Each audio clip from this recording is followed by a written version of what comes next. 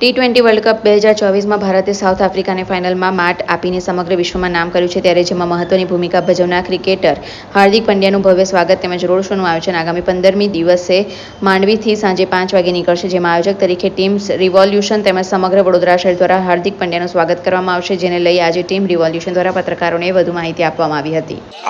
આવનાર 15 જુલાઈના રોજ બપોરે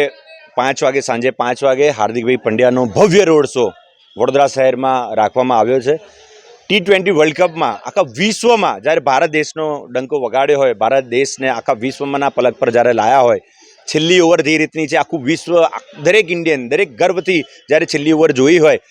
હાર્દિક પંડ્યાને જે રીતનું છેલ્લા 6 મહિના ગયા છે, હાર્દિક પંડ્યા જે રીતના પોતાનું પરફોર્મન્સ સુધારી રહ્યા છે, તે જોતા આજે વડોદરા શહેરને જીત્યા પછી તરત જ તેમણે યાદ કર્યું છે, પોતાની નાનપણની એક વિડીયો મૂકી હતી અને એમણે કીધું હતું કે હું વડોદરા અને ભારત દેશ માટે રમવા માંગુ છું. તો જીત્યા પછી પણ જ્યારે અમેરિકામાં પણ રહીને વડોદરા શહેરને યાદ રાખતા હોય, તો તેમની કર્મભૂમિમાં જ્યારે પ્રથમવાર આવતા હોય તો એમનું ભવ્ય રીતે સ્વાગત થાય. મુંબઈમાં જે રીતે ઇન્ડિયા ટીમનું સ્વાગત થયું છે, તેનાથી પણ ભવ્ય રીતે વડોદરા શહેરમાં સ્વાગત થાય તેવું સંપૂર્ણ આયોજન વડોદરા શહેરના તમામ લોકોએ ભેગા થઈને કરી રહ્યા છે. વડોદરા શહેરના